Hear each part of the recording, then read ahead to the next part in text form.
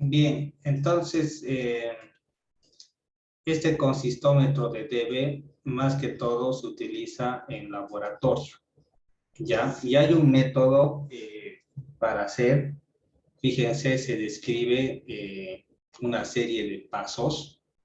Primero, obtener una muestra representativa, humedecer el interior del molde, se coloca una placa de plástico en la mesa vibratoria, contabilizar el tiempo que transcurre en minutos y segundos. Si no se observa esta situación superior a 2 minutos, detener la mesa y otro tipo de cosas. Aquí está más o menos el tiempo en que tarda la varilla en hundirse, ¿ya? Cuando es muy fluido, pues directamente se entra, ¿no? Ahí hay unas fotos acerca del consistómetro. Vamos a ver un pequeño video, ya, donde está todo esto del consistómetro.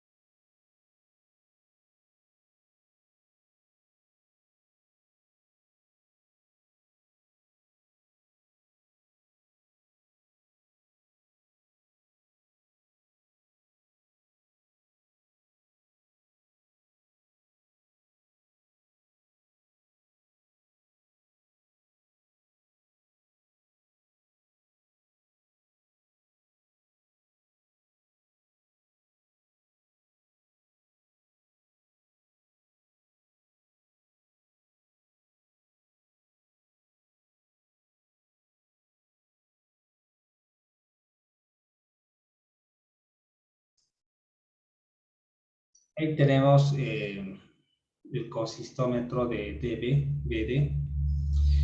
Ahora vamos a ver la determinación del peso unitario del hormigón fresco, ¿no? Esto ya es otro ensayo de laboratorio. Primero hay que utilizar un molde rígido y estanco cuya dimensión dependerá del tamaño máximo del árido, del cual se determina su capacidad y peso. El molde se rellena de 3 capas iguales y se compacta con una varilla con punta redondeada, distribuyendo 25 golpes uniformemente sobre todo el área, ¿no?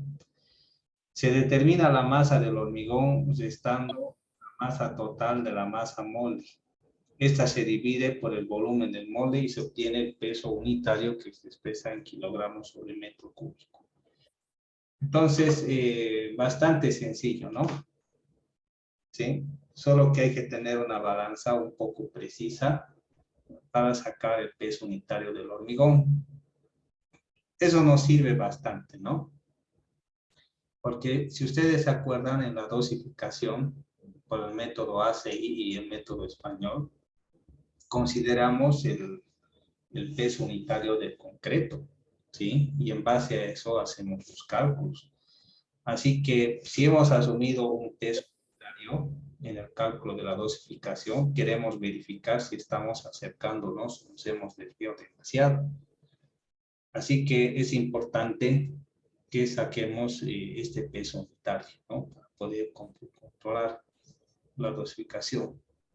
También se puede medir en laboratorio el contenido de aire, ¿ya? Hay métodos. Hay el método del gravimétrico, que calcula con base en el conocimiento de las proporciones de la mezcla y de las gravedades específicas de todos los materiales. El peso teórico sin aire se puede usar como una constante cuando la consistencia de la mezcla parezca inalterada, ¿no? Otro método es el método volumétrico.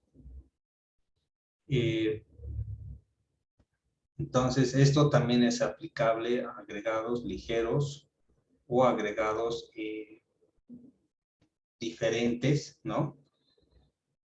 Y otro método es el método de la presión, que es el más común, más exacto para todos los hormigones, excepto para el ligero, que es el caso 2. El método de la presión se aplica el principio de la ley de Boyle para detener el contenido de aire o la relación entre la presión y el volumen.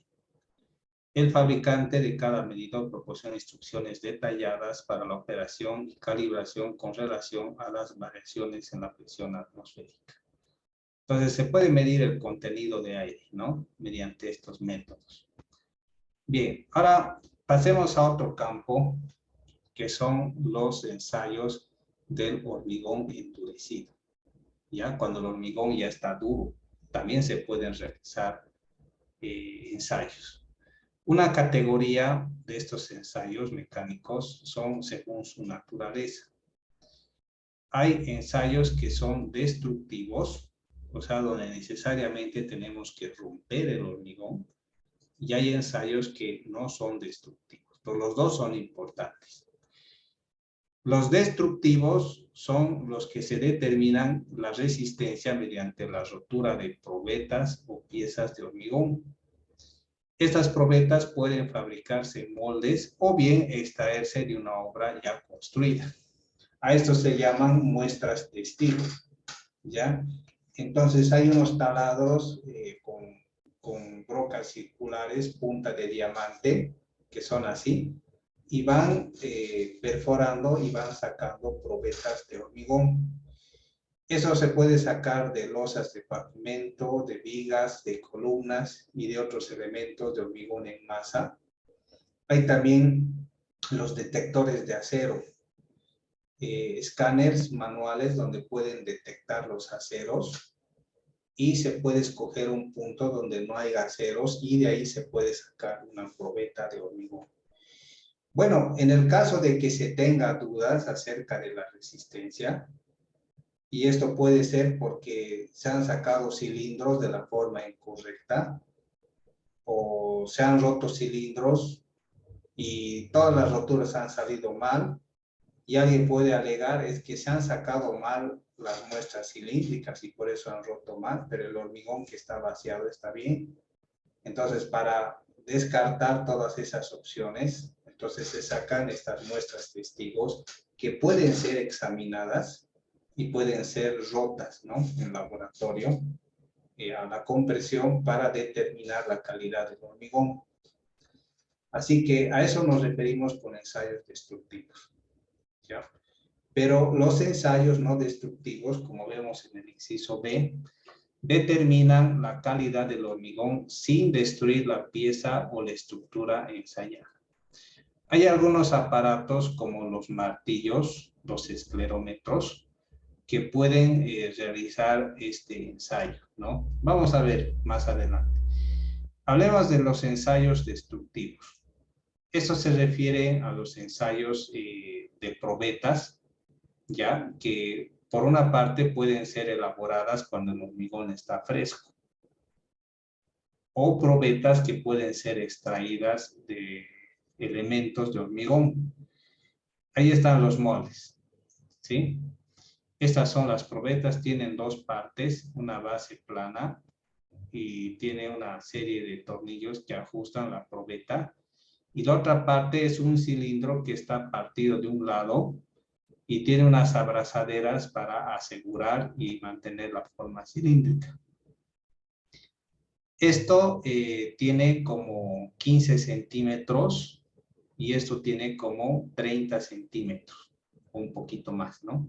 30 centímetros. La barra para el varillado es también una barra de 16 milímetros con punta redondeada y mide 60 centímetros, ¿sí? Bien. Entonces, También se puede utilizar una vibradora, ¿ya? Pero tiene que ser una vibradora pequeña, ¿no? No una vibradora grande. Vamos a ver cómo se realiza, ¿no? Compactación, ¿ya? De la probeta. El método de compactación a ser utilizado en las probetas se escoge según el revenimiento, como se ve en esta tabla. Cuando tengo revenimientos muy grandes, tengo que varillar, ¿ya? Si tengo revenimientos intermedios de 2.5 a 7.5 centímetros, puedo varillar o puedo vibrar con una vibradora pequeña. Pero si tengo muestras secas, tengo que vibrar. Entonces, ¿qué hago? Meto la aguja de la vibradora pequeña varias veces hasta que se mezcle. No es que voy a meter la aguja hasta el fondo, ¿no? Porque cuando choca el fierro o la aguja, hace mover todo y puede ocasionar segregación. ¿Ya? Entonces no se hace eso. Simplemente se vibra la mezcla, no se vibra el cilindro metálico. ¿Sí? Bien, la compactación por varillado depende también del tamaño de la muestra. En cilindros de estos diámetros se suelen utilizar 3 capas, pero pudiera haber cilindros más grandes que se pueden utilizar 4 capas. Las vigas se refieren a moldes, así como de quequeras, ¿no? Rectangulares, donde se vacían vigas de hormigón y se rompen a la tracción. Eso vamos a ver más adelante. Estos golpes se refiere a la varilla, ¿no? 25 golpes por capa.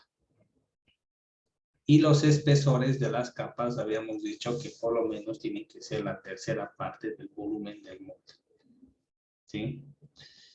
Ahora, cuando se utiliza la vibradora, también se tienen que utilizar una menor cantidad de capas, en este caso 2. ¿Y cuántas veces voy a vibrar? Basta una vez o 2. Si es muy grande, podría vibrar hasta 4 veces. Puedo hacerlo en 2 partes, ¿no? Lo vacío la mitad, vibro 2 veces, suficiente. La otra parte 2 veces y ya está, ¿no? Rápido. Ahora, una vez que ya he terminado, procedo a hacer el acabado de la probeta. Entonces, la parte superior tiene que ser enrasada y muchas veces se le echa cemento puro, ¿ya? Y con la ayuda de una plancha de albañilería se empieza a hacer una obra fina. ¿Cuál es la idea? La idea es darle resistencia a la parte expuesta a fin de que esta no se desportille ni se rompa. Y algunos tienen la costumbre de escribir, ¿sí? De escribir ahí la fecha y de dónde se ha sacado la muestra, ¿no? Entonces, vamos a ver un pequeño ejemplo de cómo realizar este trabajo, ¿no? Vamos a contactar a los profesionales que nos expliquen.